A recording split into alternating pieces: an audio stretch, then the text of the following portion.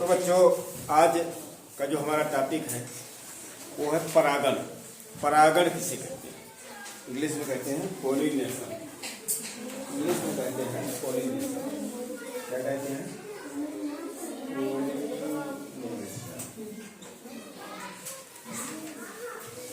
English में याद रखो, हिंदी याद रखो। परागण, परागण किसे कहते हैं? इसके पहले हमने पौधे के भाग बताए थे। पौधे के भाग कौन कौन से होते हैं, कायिक भाग कौन से होते हैं यानी वर्धी भाग, और पौधे का जनन अंग कौन सा होता है। तो पौधे का जनन अंग हमने बताया था। कौन सा होता है पौधे का जनन अंग? लिखना बंद कर दो। पौधे का जनन अंग कौन सा है? पौधे का जनन अंग किसे कहते हैं बताओ? पौधे का जनन अंग पुष्प। बहुत सुंदर आकाश ने बताया कि पुष्प को बोलते हैं। बिल्कुल सही, पुष्प को बोलते हैं। पौधे का जनन अंग यानी लैंगिक जनन जो होगा वो पुष्प द्वारा होगा, पुष्प में होगा, है ना। दो प्रकार का जनन बताया था, लैंगिक जनन और अलैंगिक जनन। अलैंगिक जनन किससे होगा? जो पौधे के कायिक भाग जैसे जड़, तना, पत्ती, इनके द्वारा भी नए पौधे का जन्म होता है। लेकिन अगर लैंगिक जनन द्वारा नए पौधे कैसे बनेगा? तो वो लैंगिक जनन अंग है पौधे का पुष्प। पुष्प से फल बनेगा, फल से बीज बनेंगे और बीज से नन्हा पौधा बनेगा। तो लैंगिक जनन हुआ कि नहीं? लेकिन अगर जनन अंग पूछे पौधे का तो वो है पुष्प यानी फूल्स। इधर देख लो सुधीर, इधर देख लो, समझते जाओ, तुम लोग भी देख लेना, ठीक ना।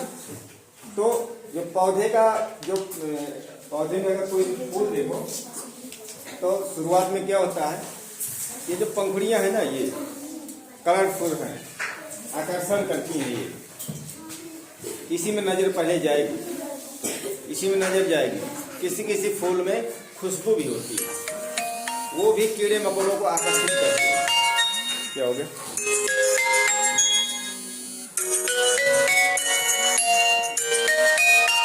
हाँ, 7। तो ये जो कलरफुल वाला भाग है, ये जो कलर भाग है, ये कीड़े मकोड़ों को आकर्षित करेगा। आकर्षित करेगा इसका मतलब कीड़े मकोड़े भी कोई ना कोई कार्य पुष्प में करते हैं।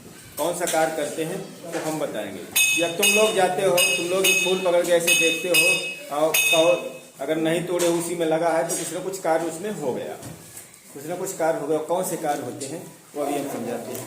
तो ये जो कलर वाला भाग होता है ना, किसी पुष्प में जो रंगीन भाग होता है, इसको बोलते हैं दल। क्या बोलते हैं? दल। यहाँ पर हमने नीले कलर से बनाया हुआ है, ये दल है।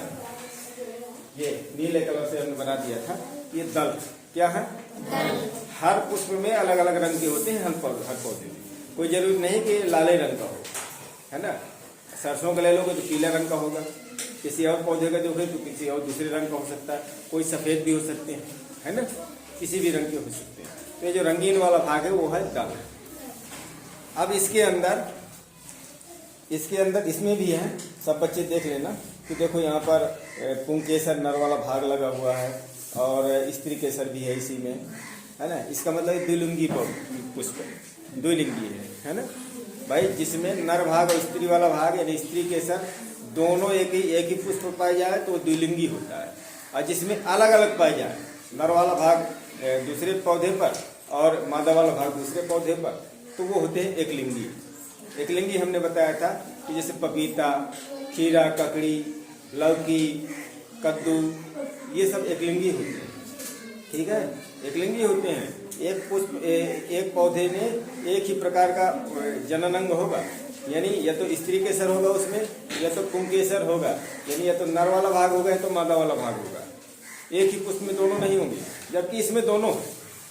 सरसों को पुष्प का ही बता हुआ है, थोड़ा सा छोटे छोटे हमने कर दिए हैं नर वाले भाग, हालांकि सरसों के पुष्प में और ऊंचे होते हैं, ठीक है। तो ऐसी भी संरचना हो सकती है कि ये वर्तिकाग्र से छोटे हों या हो सकता है और बड़े हों, तो किसी हर पुष्प में अलग अलग बनावट होती है, ठीक है। अब यहाँ पर समझना है कि परागण क्या होता है। तो ये जो नर वाला भाग है, ये भाग पुंकेसर, ठीक है, ये पूरा पुंकेसर है, ठीक है। 6 होते हैं सरपुंग, इसमें ज़्यादा, ठीक है। सबकी संख्या अलग अलग होती है, संख्या निर्धारित नहीं है, केवल नियम देख। तो इस वाले भाग में क्या होता है कि ये भाग क्या है, और थोड़ा हम बना दें सही से।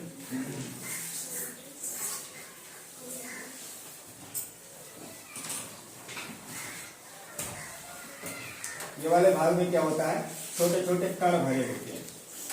क्या भरे होते हैं? ये है, इसको बोलेंगे पराग कोष। क्या है? पराग कोष है।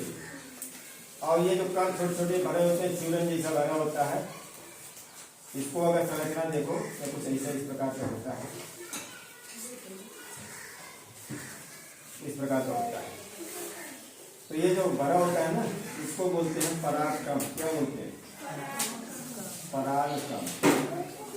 तो ये फटेगा, ये फटेगा, और ये परागकण यहाँ पर पहुंचना, केवल परागकणों का यहाँ पर वर्तिकाग्र, ये वर्तिकाग्र है ना, वर्तिकाग्र में पहुंचना, इसी को कहते हैं परागण। क्या कहते हैं? परागण कहते हैं। सीधी सी परिभाषा है। परागकणों का, परागकण कहाँ से निकलेंगे? परागकोश से। कहाँ से निकलेंगे? परागकोश से। परागकोश से परागकणों का वर्तिकाग्र तक पहुंचना क्या कहलाता है? परागण। क्या कहलाता है? परागण। इसमें भी है, देखो, इसमें भी देखो, ये देखो दिए हुए हैं, देखो हाथ में देख करके लेकर के देख सकते हो। देखो, अरे हाथ में ले लो, हाथ में ले लो, अरे हाथ में पकड़ो, हाँ देखो उसको ध्यान से। है परागकण है कि नहीं उसमें? परागकोश कण नहीं दिखाई देंगे, कण जब वो फटेगा तब दिखाई देंगे, ठीक है। पुंकेसर है कि नहीं? पुंकेसर होंगे, और ये वर्तिकाग्र भी होगी इसी में। लेकिन सब पुष्पों में ऐसा नहीं है, किसी किसी पुष्प में केवल पुंकेसर होंगे, वर्तिकाग्र नहीं होगी। किसी किसी पुष्प में वर्तिकाग्र होगी तो पुंकेसर नहीं होगी।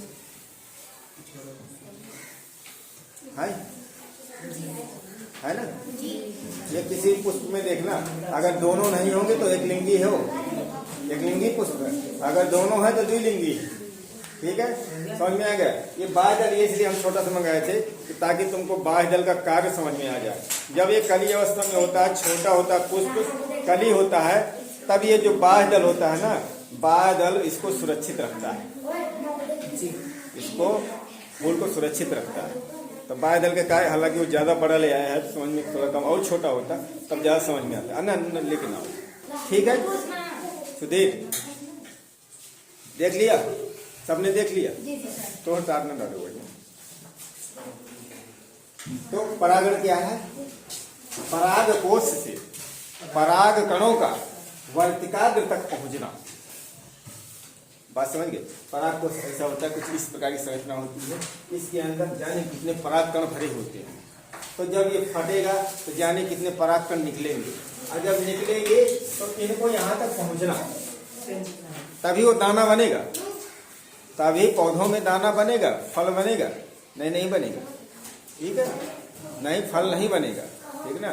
किसी किसी में देखते होंगे, कोई किसी ने लौकी लगा दिया है, किसी ने कद्दू लगा दिया है, तो बता देते हैं, कहते हैं फर्क नहीं है, फल नहीं दे रहा, बता देते हैं ना।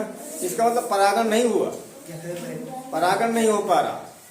वो एक लिंगी पौधा होता है, उसमें या तो स्त्री केसर वाला होगा या तो पुंकेसर वाला होगा। तो अब वो दूसरा, उसको परागकण वगैरह चाहिए, अगर स्त्री केसर वाला है परागकण मिले तो कहाँ से मिले? दूसरा पौधा होना चाहिए उसी प्रकार का बगल में, तो कीड़े मकोड़ों के द्वारा वहां पर आ जाए। कीड़े मकोड़ों के द्वारा कैसे आता है अभी तो समझ लो कि कीड़े मकोड़ों के द्वारा कैसे आएगा, किसके द्वारा। तो देखो ये परागकण कैसे पहुंचते हैं? परागकण पहुंचेंगे कीड़ों के द्वारा, कीटों के द्वारा, ठीक है, कीटों के द्वारा पहुंचेंगे। दूसरा बेटा अभी देखो, अभी ऐसे लिखोगे तो बेटा समझ में नहीं आएगा कि हमारी मेहनत बेकार हो जाएगी।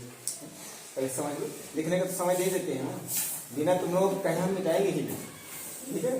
हाँ, कीटों के द्वारा, कीटों को आकर्षित करते हैं ये जो रंगीन वाला भाग है ना, या इनकी खुशबू, तो इनको आकर्षित करते हैं। अब कोई भी कीड़ा देख लेना और उसमें मधुमक्खी देखना, मधुमक्खी बैठती है, मक्खी बैठती है, तमाम प्रकार के कीड़े बैठते हैं कि नहीं। उनके जो पैर देखना, तो पैर में उनके रुआ होते हैं, रुआ होते हैं। अब यही कारण इनमें चिपक जाते हैं। तो पहले एक फूल में वो बैठा, रस लेता रहा उससे, और उसके पैर में चिपक गए। अब वो जाके दूसरे फूल में बैठा जाके, तो वही परागकण वर्तिकाग्र में पहुंच गए और परागण हो गया, यानी फल बनेगा उसमें। ठीक है। या जैसे खेतों में क्या होता है, वहाँ परागण कैसे होता है, जैसे मक्का है, चारा वारा काटने जाते हैं, सब हिलते उलते रहते हैं, ऐसे हिलता उलटते रहता है ना पेड़ में, तो ऐसे परागण हो जाते हैं हम ही लोगों के द्वारा। या कोई जानवर घुस गया, उसी को लतिया रहे हैं, निकाल रहे हैं, परागण हो गए। कोई चारा काटने जा रहा है, परागण ऐसे हो जाता है। या तेज हवा चल रही है, अब वो पराग कोष फट रहे हैं, हवा चल रही है, तो जिस ओर को जो वर्तिकाग्र मिलेगी वहाँ पर जाके वो चिपक जाएंगे। चिपक क्यों जाते हैं? क्योंकि यहाँ पर इसके ऊपर थोड़ा बहुत जल की मात्रा होती है, थोड़ा बहुत शर्करा होती है, मिठास। शर्करा जान लो, जहाँ शक्कर होते चिपचिपात रहते कि नहीं जी, थोड़ी बहुत शर्करा होती है, थोड़ी जल होगा, हल्का चिपचिपा होता है वो। तो जैसे उड़ करके परागकण आएंगे तो उसी में चिपक जाएंगे। और थोड़ा बहुत अम्ल भी, कार्बनिक अम्ल होते हैं इसी में। क्या होते हैं? कार्बनिक अम्ल।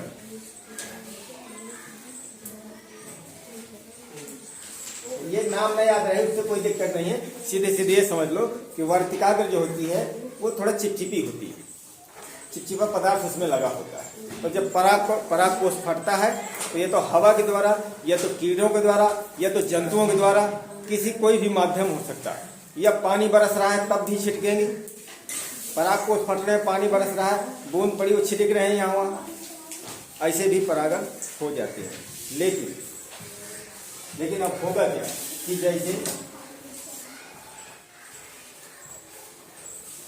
अब एक पौधा, ये परागण को समझ में आ गया सबकी? परागण समझ में आ गया? एक पौधा देखो बेटा, ये पौधा थोड़ा अंडे बन का बने, ठीक है, पौधा थोड़ा अंडे बन का बनेगा। अब ये जो कोई फूल लग गया, फल की जरूरत नहीं है, हम थोड़ा जल्दी बना दें। और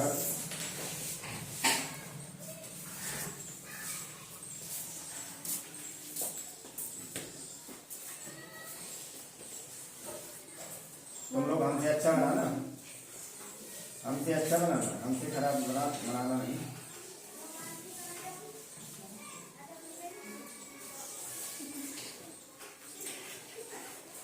अब देखो बेटा, ये कोई पुष्प है, ये दो पौधे हैं, ये हमने ए नंबर इसको दे दिया, इसको बी नंबर नाम दे दिया, ठीक है।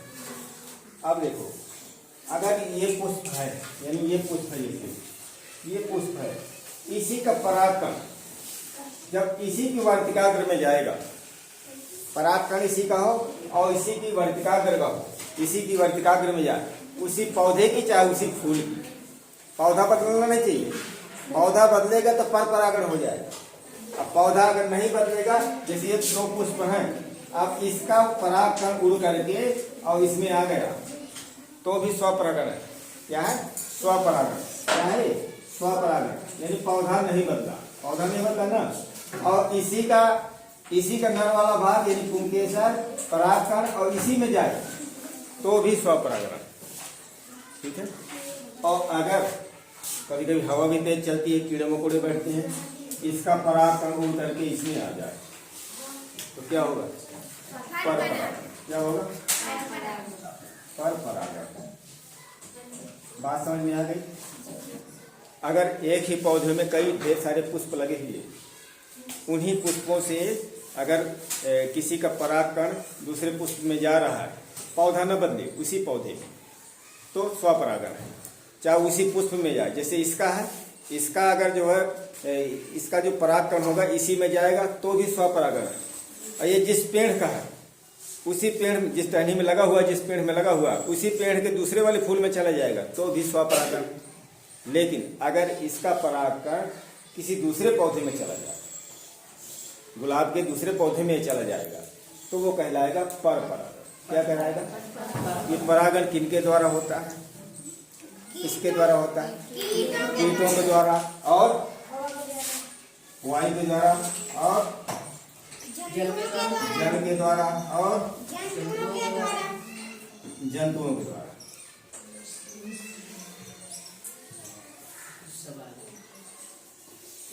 लिख लेना, परागण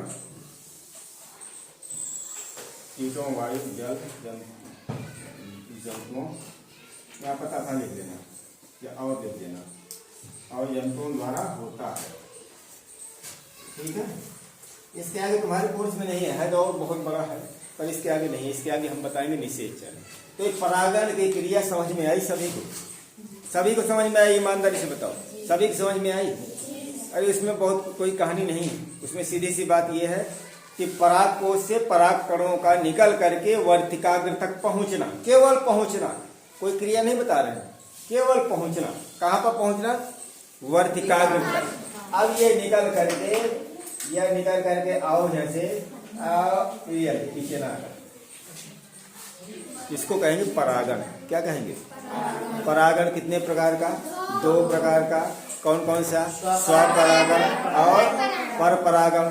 स्वपरागण किसे कहेंगे? कि जब उसी पुष्प का परागकण उसी पुष्प के वर्तिकाग्र में चला जाए, या किसी दूसरे पुष्प का परागकण उसी पेड़ के, उसी पौधे के पराग, कौन है?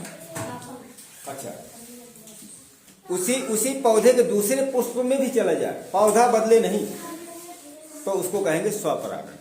और अगर एक पौधा इकट्ठा है, यह क्या परागकण उड़ गए दूसरे पौधा के पुष्प के वर्तिकाग्र में जा रहा है, तो उसको क्या कहेंगे? परपरागण। दोनों का अंतर समझ में आ गया? दोनों का अंतर समझ में आ गया। परपरागण में पेड़ बदलेगा, ठीक है, और स्वपरागण में पेड़ नहीं बदलेगा, चाहे वह पुष्प हो चाहे वही पेड़ है या दूसरा पुष्प हो। बात समझ में आ गई? परागण किसके द्वारा होगा?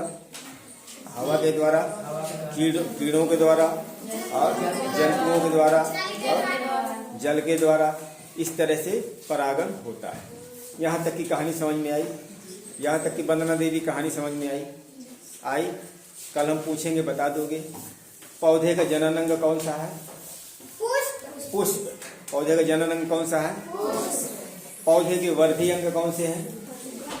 वर्धी अंग या कायिक अंग? तना, पत्ती, जड़।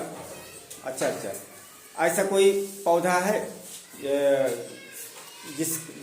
जिसका जन्म, यानी नए पौधे का जन्म पत्ती के द्वारा होता? बिगोनिया का पौधा और अजूबा का पौधा, बिल्कुल याद किए हुए। ऐसा कोई पौधा जिससे किसी जड़ से बन जाए वो नया पौधा? शकरकंद, सतावर। और ऐसा कोई पौधा जो तने से बन जाए?